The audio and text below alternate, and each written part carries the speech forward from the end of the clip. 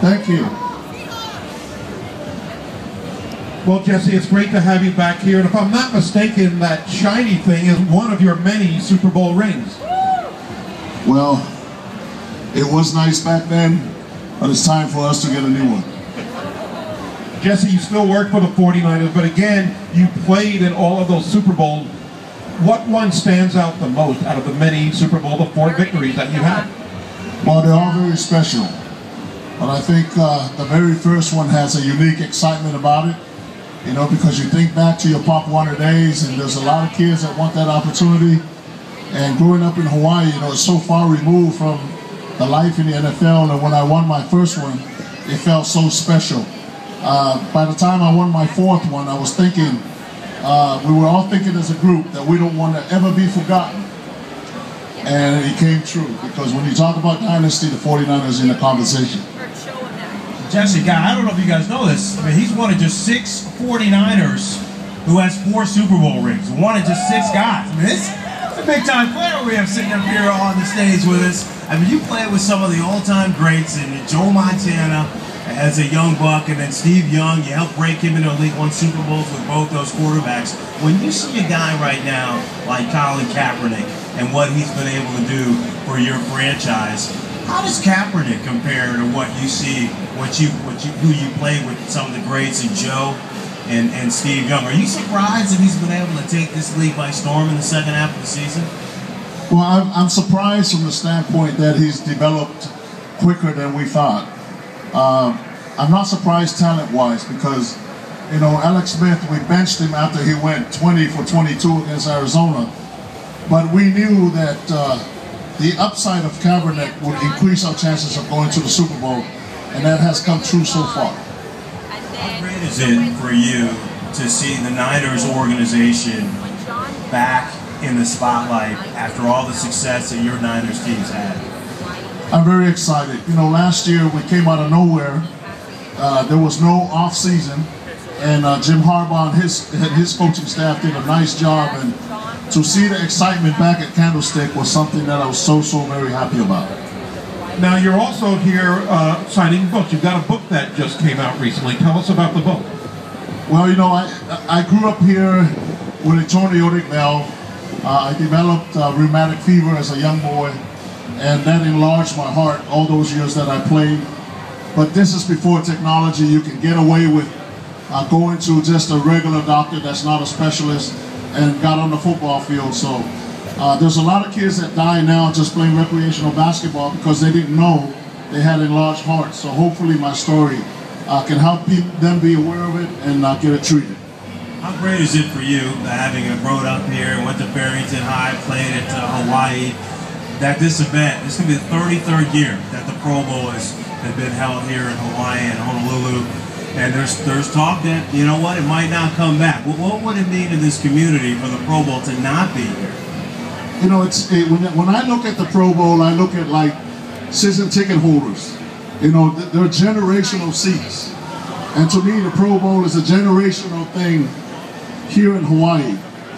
Don't be the generation that loses a Pro Bowl, because it's been here for over 30-something years. Hawaii made it popular, it made it hip. You know, I understand that some of the players didn't play very hard last year, but you know, Roger Goodell's trying to correct that. But the Pro Bowl, this is its home, and it deserves to be here. You were a 2-time Pro Bowl selection, so you've taken part in this game as well. What was your experience like playing in this game? Well, that was one of my goals. Once I started winning Super Bowls, one of my goals was to have a chance to come back and play at Aloha Stadium, and I was able to do that, and thank God for that, because that's one of the proud moments in my career. Fun to mix it up a little bit with other guys in the league and pick their brains about some of their skills, tell great stories, and be able to spend some time with them? Yeah, you know, it's making them understand that the game is a special game.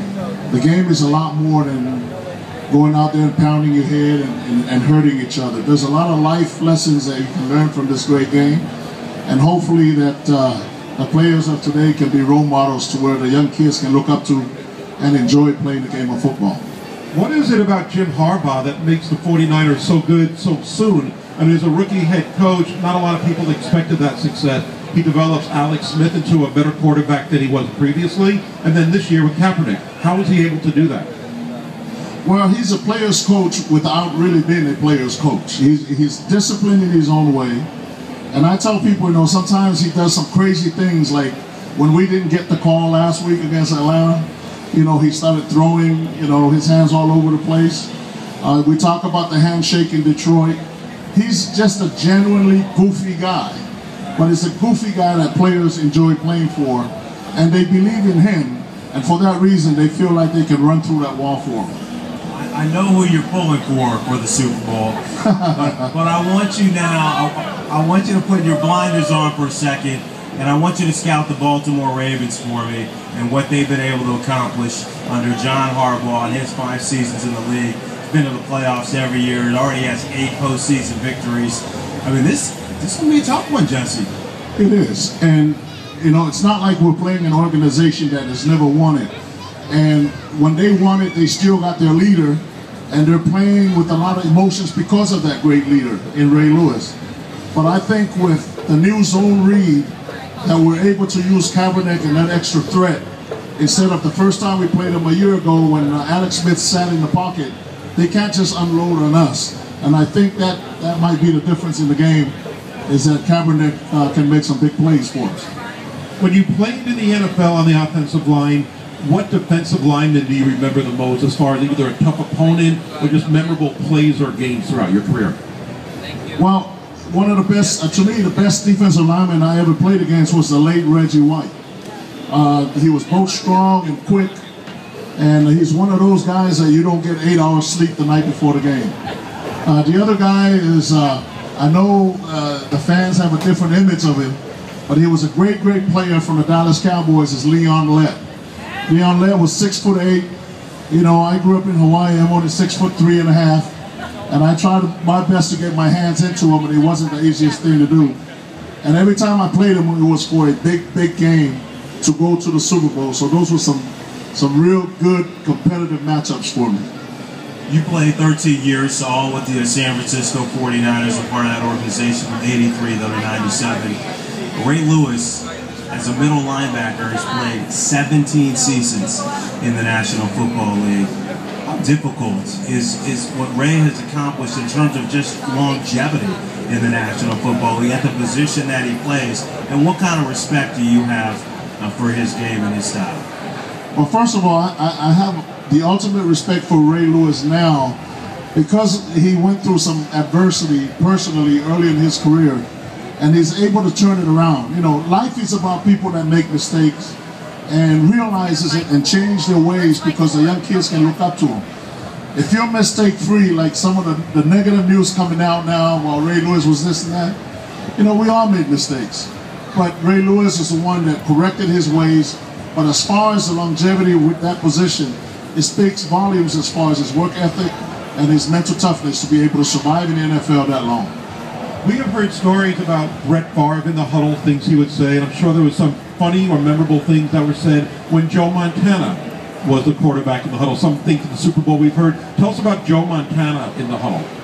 Well, Joe's cool. I mean, one of the things about Joe is when the pressure is on, he makes the whole huddle feel like we're just playing touch football down the street. He has a persona of keeping everything in perspective. I remember one time we were playing a Chicago Bears in the 80s when they were 11-1, we were 11-1, and he came up to me and he says, "Jesse, there's trillions of people in China that really don't give a hoot about this game." And it made you relax and go out there and let it loose and play your best football. And speaking of Joe Montana, I mean, the coach you both played for, and Bill Walsh, I mean, he was responsible. I mean, Bill Walsh drafted you. Talk about just the legacy that Bill Walsh has left on the game of football, and what it was like for you as a player to be coached by him. Well, Bill Walsh is nicknamed the Genius because he was one of those coaches that when it's 3rd and 1 or 2nd and 1, he would throw to a fullback and gain a 1 yard that way. The old way of playing football is you play percentages. If it's 3rd and 1, you pound it up the middle. Bill Walsh went against the grain. The other thing with Bill is his ability to insert minority coaches and push them forward so that they can have an opportunity to become head coaches in the National Football League. And a minority program that's been adopted by the NFL was started by Bill Walsh. As Fran mentioned earlier, you played your whole career in the NFL. Not too many people do that for so long and with one team. Did you ever have any thought among those dozen or so years, 13 years, about ever changing uniforms?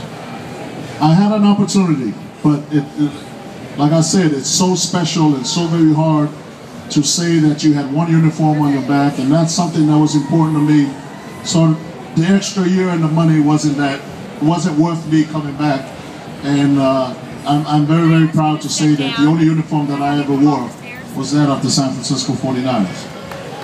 Want to get your thoughts? There you go. That just definitely deserves a big round of applause. 4-time Super Bowl champ. Want to get your thoughts on a lot of the focus now on the rules, especially for the defensive players and all the hard hits, and the NFL trying to clean up the hard hits to the head, hits to the neck area and region of defenseless players. You hear a lot of current players who are upset about the new rules because it's costing them big bucks in fines, but then of course you have thousands of former players who are now coming out and saying that because of playing football, that's why they're having the difficulties that they're having now today. Do you think the NFL is doing the right thing in trying to take steps to help educate and protect players?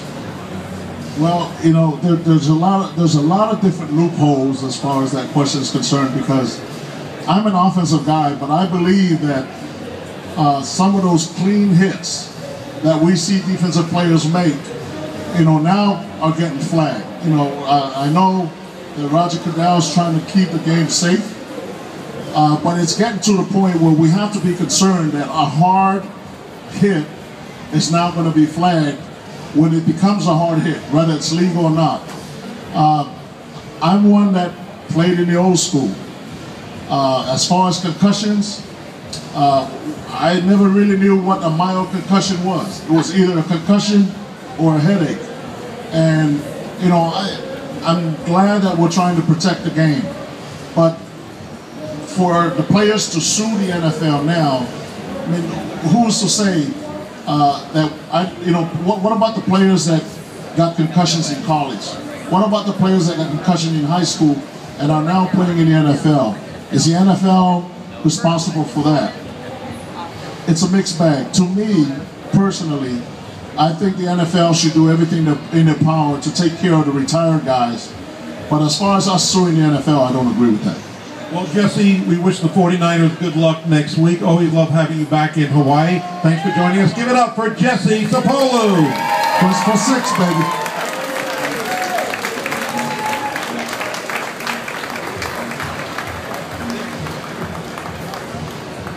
Well, our next guest joined the NFL in the 1993 draft and went on to an amazing 15-year career.